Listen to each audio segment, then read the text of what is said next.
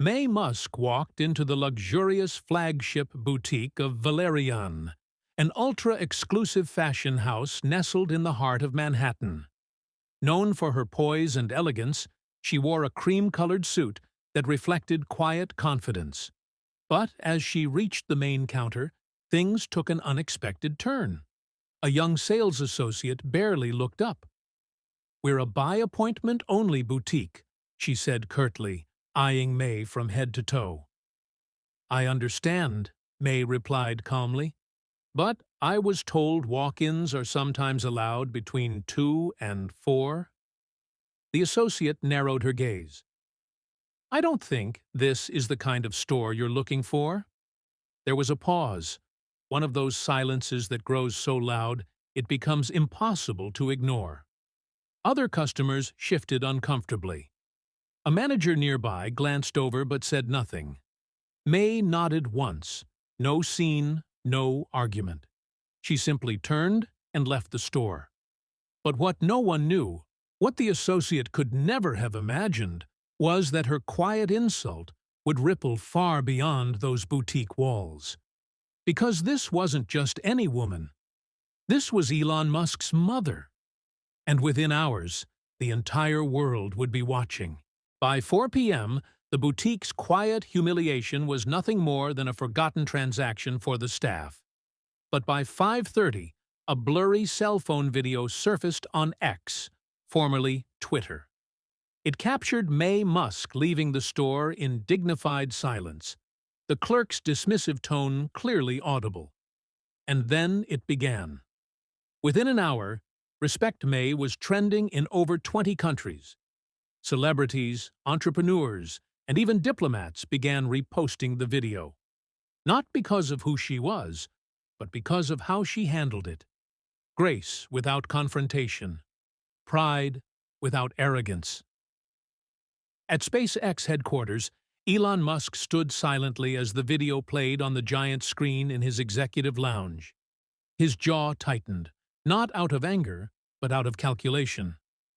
"This isn't about fashion," he muttered. "It's about value. About how we treat those who walk in with nothing but their name." By midnight, the Valerian brand was in crisis mode. PR teams scrambled to craft statements.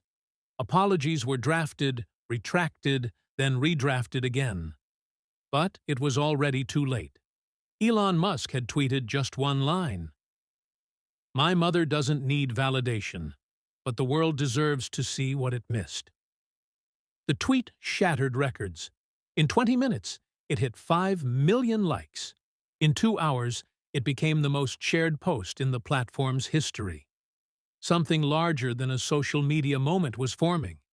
It wasn't just about Maye, it was about dignity, about the invisible line between exclusivity and exclusion. And Elon had no intention of letting this moment slip into silence. By dawn, the boutique had become a symbol of pride, of prejudice, of everything wrong with silent arrogance in elite spaces. But what no one knew was that Maye Musk hadn't slept.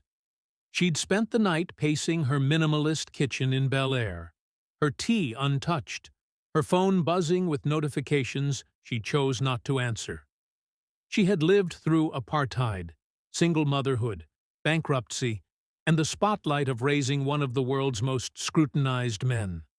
A sales clerk's condescension was hardly a new sensation, but this time the world was watching, and the world had opinions. By 7 a.m., morning shows across the globe were replaying the clip. Headlines shifted from fashion gossip to cultural reckoning. Ageism or elitism? Did Valerian just cancel itself? Grace under fire. Maye Musk's unspoken protest.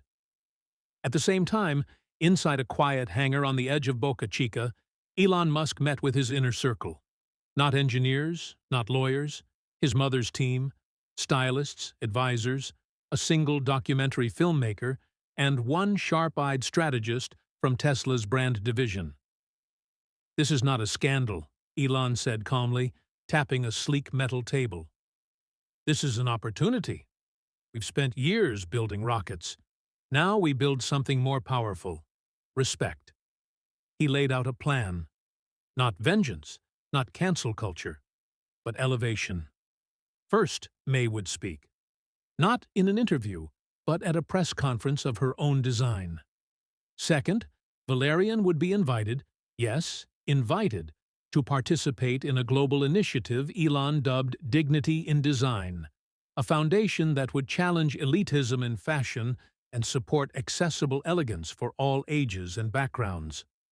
Third, the boutique, it would be acquired, quietly, through a shell company, and later transformed into something entirely different. No one should walk into a store and be judged by what they wear, Elon said. That's not fashion, that's failure. Meanwhile, Maye opened her laptop and began typing. Her statement was short, measured, and devastatingly elegant. I do not seek apology, I seek growth. The real elegance is in how we learn. It went live at 8:42 a.m. Eastern Standard Time. By 8:46, it had broken Instagram's comment servers. People weren't just moved, they were mobilized. Schools started discussions about ageism. Fashion blogs pivoted overnight. Rival brands began posting tributes. And Valerian? Their silence screamed louder than any press release could. This was no longer about one woman's experience. It had become a movement, and Elon Musk, often painted as cold and calculated, was moving not with algorithms, but with something far more powerful: purpose. By midday, the ripple had become a wave, and the wave a storm. International headlines now screamed of a reckoning within the fashion world, ignited not by protests or outrage, but by a quiet, dignified woman who refused to retaliate with venom. Maye Musk's words, only 11 of them, were printed across skyscraper billboards from Tokyo to Times Square. The real elegance is in how we learn. They were painted in brush script across gallery walls, tattooed on influencers' arms, turned into a signature perfume ad by an indie French house within 6 hours. This wasn't branding. This was a moment.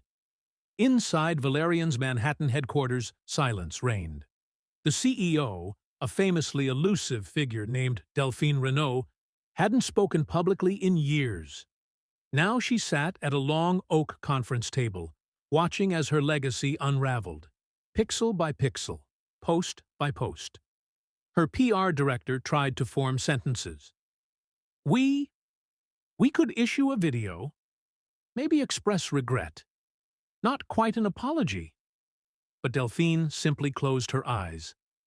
We judged the wrong woman, she whispered. Meanwhile, Elon was working, not from a Tesla boardroom, but from a converted solar farm in Nevada. Surrounded by touch screens and live AI response feeds, he was monitoring a storm of public sentiment that even he hadn't fully predicted, but he wasn't smiling. This isn't a win, he told his team. It's a warning.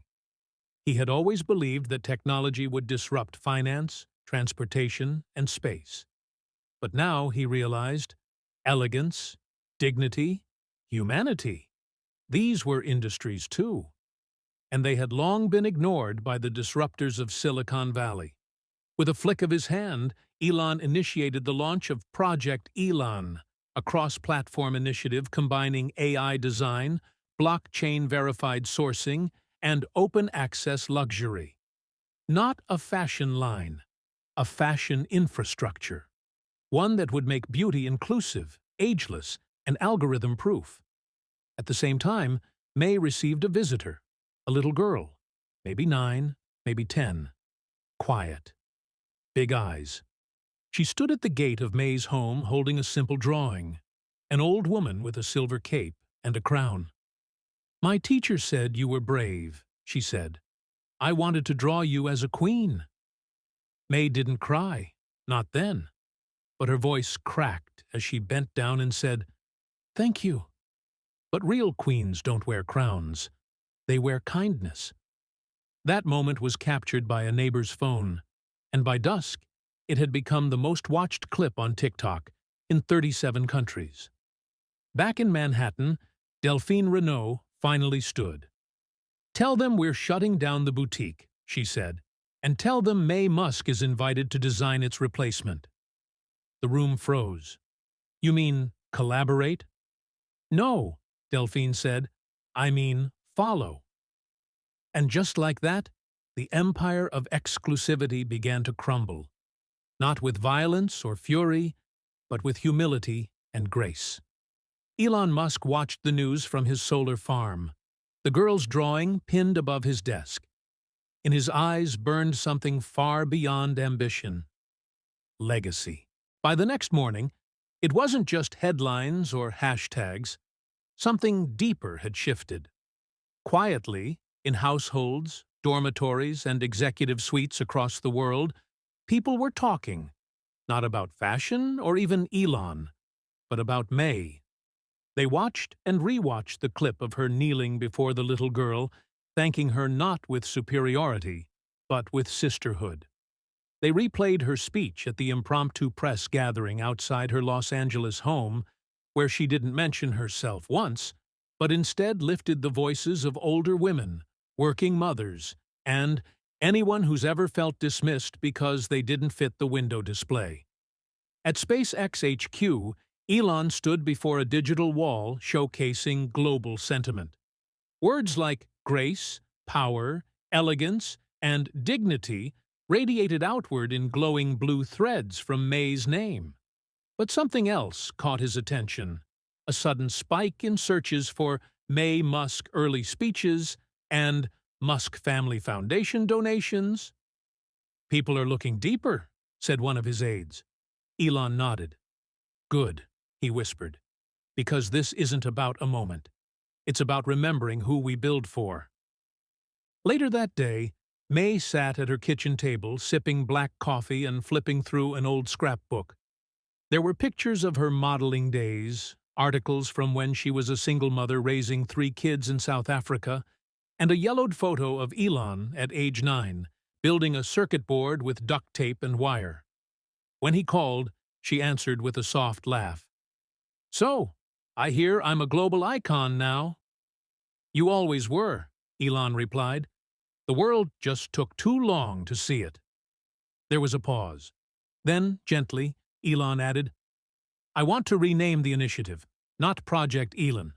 I want to call it Project Maye. Maye blinked. That's dramatic. "So are revolutions," he said. But Maye wasn't interested in vanity. She was interested in meaning.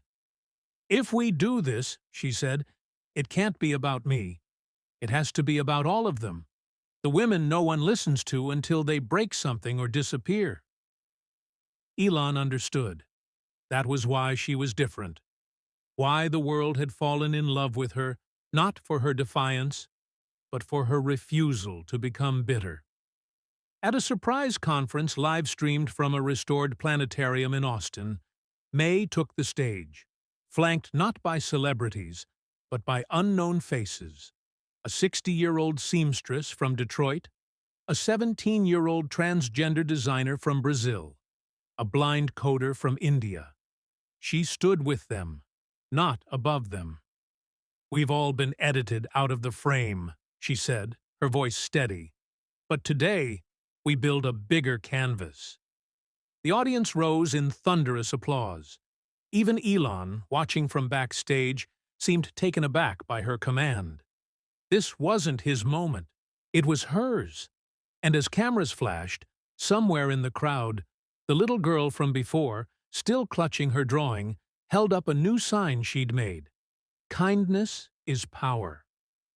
Later that night, Elon posted just 2 words on X.com: "She leads." And for the first time in a long while, he wasn't referring to himself. 3 days after Maye's speech, the world was already shifting, not because of a trend, but because of a truth. A wave of candid videos started flooding the internet. Elderly women recounting boardroom slights, teenage girls confronting dismissal in STEM classes, even fathers apologizing to their daughters for not listening closely enough. Somewhere in Stockholm, a senior executive at a luxury retail conglomerate resigned quietly, citing a failure of awareness.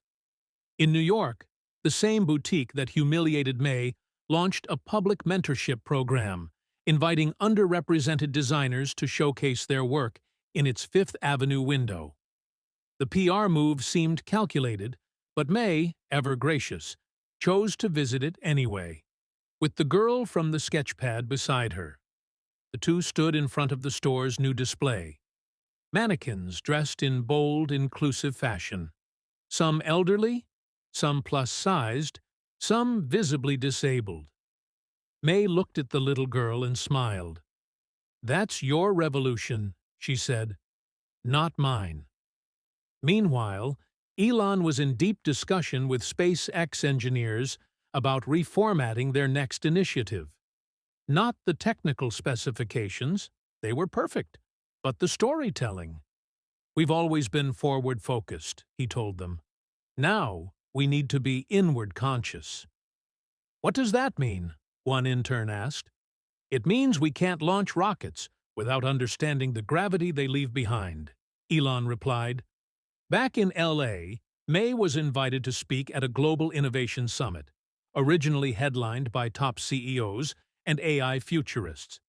The organizers offered her a 10-minute slot. Elon found out and declined his own keynote until they expanded hers to a full segment. When May finally took the stage, she didn't talk about being Elon Musk's mother. She talked about being told, "You're too old," at 40. About raising 3 children while modeling part-time and studying nutrition science by night. And about walking into rooms where people smiled at her dress, but ignored her ideas. "Progress," she said, "is not pixels and patents. It's permission. Permission to be taken seriously, regardless of your packaging." The clip of her saying that went viral overnight. And then something strange happened. Women started writing to X.com directly, not to Elon, but to May. Thousands of messages from every continent, sharing their designs, their code, their stories, wanting to be part of this unexpected accidental movement. So Elon did something unheard of. He added a new section to his site. May's Corner, a dedicated portal for women across generations to share solutions, not just slogans. It was raw, emotional, and gloriously unfiltered. And it worked. Within 72 hours, the traffic doubled. Investors called to ask if it was part of a campaign. Elon answered simply, "No, it's part of a correction." He didn't steal the spotlight. He handed it over. Because this time, the innovation wasn't in the code. It was in the courage. 2 weeks later, in a quiet Palo Alto cafe, May sat alone with a steaming cup of Earl Grey and a leather notebook. She had just come from a mentoring session with a group of high school girls, one of whom had asked, "What do you do when the world tells you you're too late?" May didn't have an easy answer, but that night she would. When she got home, there was a handwritten letter waiting on her doorstep.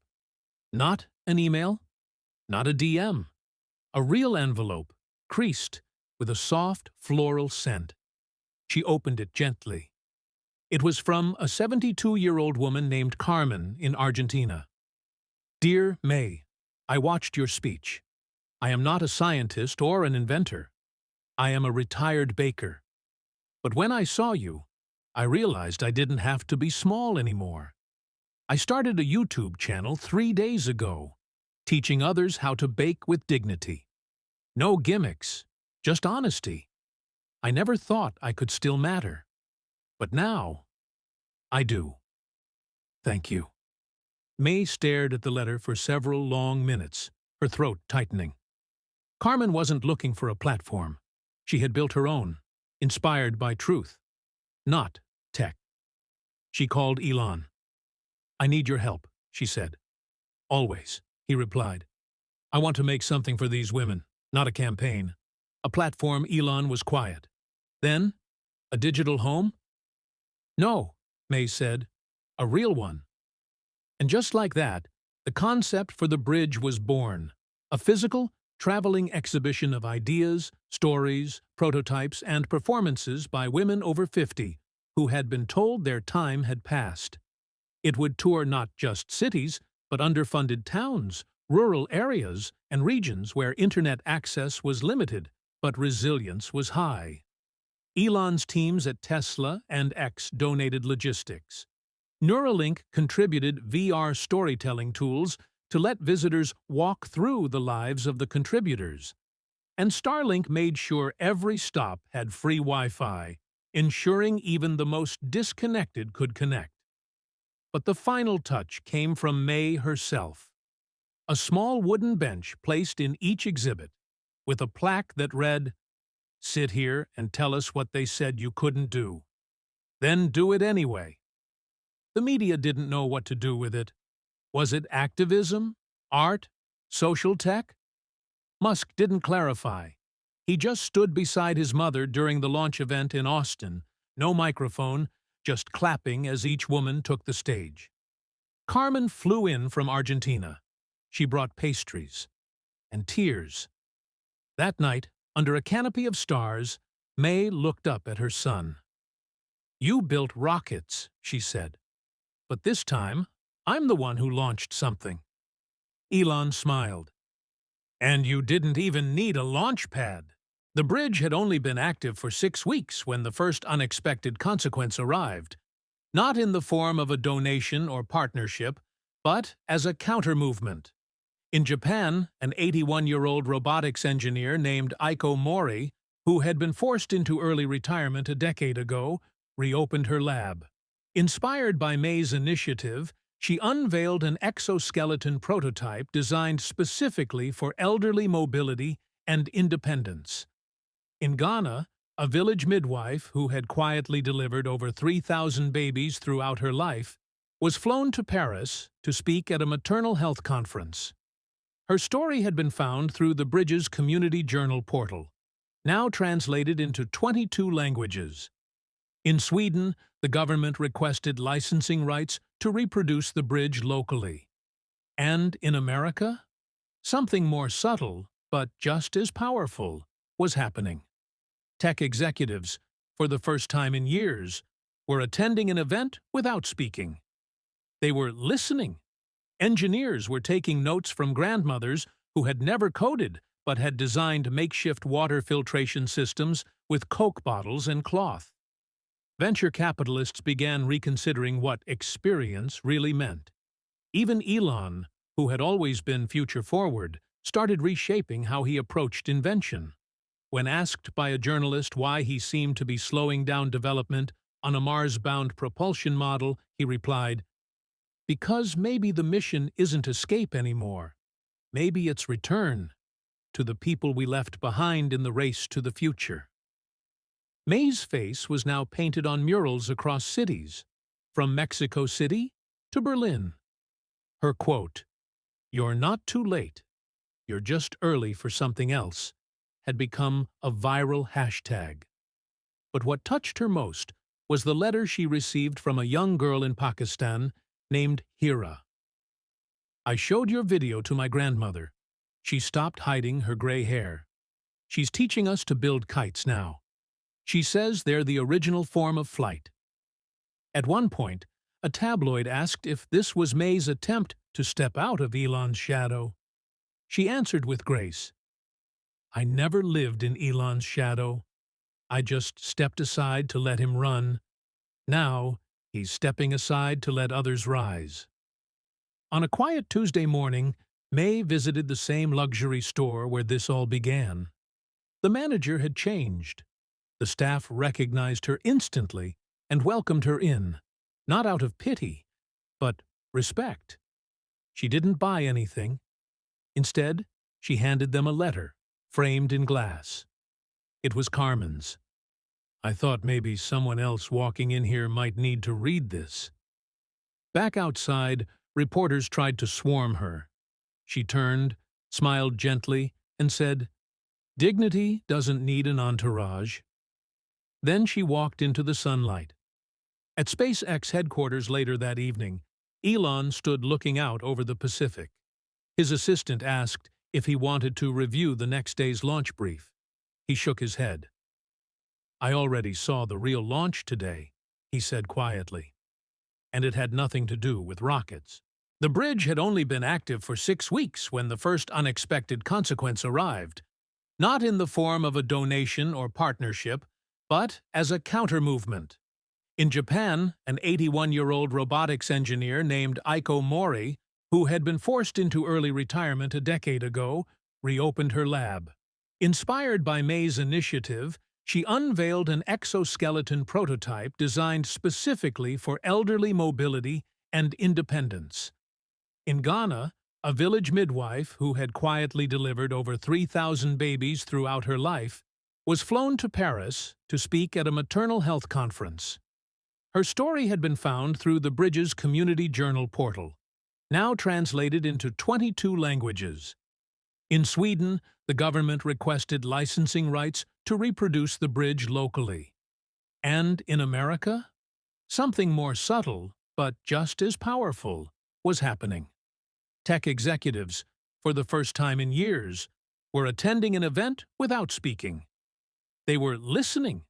Engineers were taking notes from grandmothers who had never coded but had designed makeshift water filtration systems with Coke bottles and cloth. Venture capitalists began reconsidering what experience really meant. Even Elon, who had always been future-forward, started reshaping how he approached invention. When asked by a journalist why he seemed to be slowing down development on a Mars-bound propulsion model, he replied, "Because maybe the mission isn't escape anymore. Maybe it's return to the people we left behind in the race to the future." Maye's face was now painted on murals across cities, from Mexico City to Berlin. Her quote, "You're not too late, you're just early for something else," had become a viral hashtag. But what touched her most was the letter she received from a young girl in Pakistan named Hira. "I showed your video to my grandmother. She stopped hiding her gray hair. She's teaching us to build kites now. She says they're the original form of flight." At one point, a tabloid asked if this was Maye's attempt to step out of Elon's shadow. She answered with grace, "I never lived in Elon's shadow. I just stepped aside to let him run. Now, he's stepping aside to let others rise." On a quiet Tuesday morning, Maye visited the same luxury store where this all began. The manager had changed. The staff recognized her instantly and welcomed her in, not out of pity, but respect. She didn't buy anything. Instead, she handed them a letter, framed in glass. It was Carmen's. "I thought maybe someone else walking in here might need to read this." Back outside, reporters tried to swarm her. She turned, smiled gently, and said, "Dignity doesn't need an entourage." Then she walked into the sunlight. At SpaceX headquarters later that evening, Elon stood looking out over the Pacific. His assistant asked if he wanted to review the next day's launch brief. He shook his head. "I already saw the real launch today," he said quietly. "And it had nothing to do with rockets." 3 months after the bridge became a global movement, the United Nations extended an invitation to Maye Musk, not as Elon Musk's mother, but as herself, to address the General Assembly on the topic of age, innovation, and the future of human potential. The hall was full. Presidents, scientists, artists, even skeptics who had once dismissed the project as a sentimental PR stunt now leaned forward in their seats. Maye stood beneath the emblem of the UN, dressed in a modest charcoal-gray suit. Her silver hair shone under the lights. But it wasn't the aesthetic that silenced the room. It was the aura. She didn't begin with policy or economics. She told a story about a woman in Argentina who created solar ovens from broken satellite dishes, about a blind man in Turkey who taught himself to code, and then built the first Braille-compatible mobile interface in his town. And about Carmen, the retail clerk, who was now heading the Bridges Global Compassion Team. By the time she said, "You don't measure genius by age or university or capital, you measure it by impact," the entire chamber was on their feet. Standing ovation. At that exact moment, Elon Musk was watching from a private monitor at the Starbase launch complex in Texas. A Falcon 9 was scheduled for launch, but he delayed it by 20 minutes. He simply stared at the screen, hands steepled in front of his mouth, eyes glassy. One of his engineers asked, "Sir, are we holding for a technical reason?" He shook his head. We're holding for something historical." Later that evening, a rare photo went viral. Elon hugging Maye outside the UN building. No fanfare, no press release. Just a son and his mother. One who had pushed the boundaries of space, and the other who had expanded the borders of empathy. The photo caption read, "One builds rockets. The other, launch pads for the soul."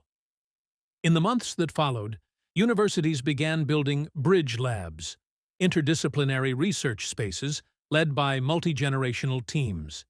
Major tech companies adopted mentorship models that inverted the hierarchy. Seniors advising juniors not just in code, but in conscience.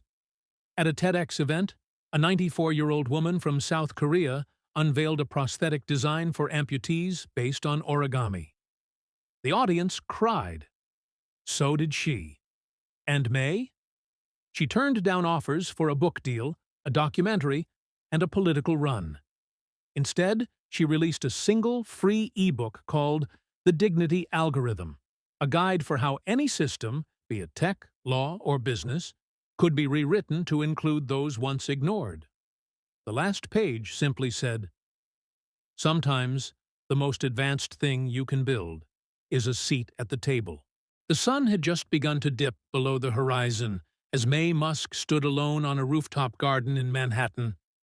Below her, the city pulsed with its usual blend of chaos and wonder. But tonight felt different, softer, slower, more awake. The air carried the scent of jasmine and hot concrete. In her hand was a small, folded note, one she had found in her purse after the UN speech, unsigned, written in Elon's unmistakable scrawl, "I thought I was building the future. Turns out I was standing on it." She smiled quietly, folding the paper and pressing it to her heart. Just then, a group of children from the Bridges Youth Initiative appeared through the terrace doors. They had come from all over the world: Delhi, Cape Town, São Paulo, Detroit, and they surrounded her with excitement. One of them, a 13-year-old named Zara, looked up at Maye and asked, "Can we really fix everything?" Maye knelt beside her. "Not everything," she said gently, "but we can start with one thing, and then another. That's how we built rockets. That's how we build people, too." Just then, the lights across the skyline flickered, one by one. Buildings lit up in bridge blue, a global symbol that had come to mean something between hope and defiance. Across screens, rooftops, and hearts, millions tuned in to watch what they now called the Quiet Revolution. At the SpaceX campus, Elon stood before a wall-sized screen displaying a live feed of that light wave sweeping across cities. He didn't speak. He simply placed his hand over the screen as it passed over Cape Town, his mother's hometown. Behind him, the latest prototype of the Human-AI Interface project glowed softly, now renamed from Neural Apex to something far simpler: the Maye protocol. It wasn't about dominance anymore, or even disruption. It was about dignity, memory, belonging. That night, Elon posted a single message to X.com. "If you're lucky in life, you get to invent something. If you're really lucky, you get to protect someone who invented you." No hashtag, no press release, just that. And far away, In a quiet nursing home in rural France, an old woman closed her laptop after reading it. She whispered to no one, "It's happening." Outside her window, fireflies danced in silence. The next morning, New York woke up to a surprising banner across the Empire State Building.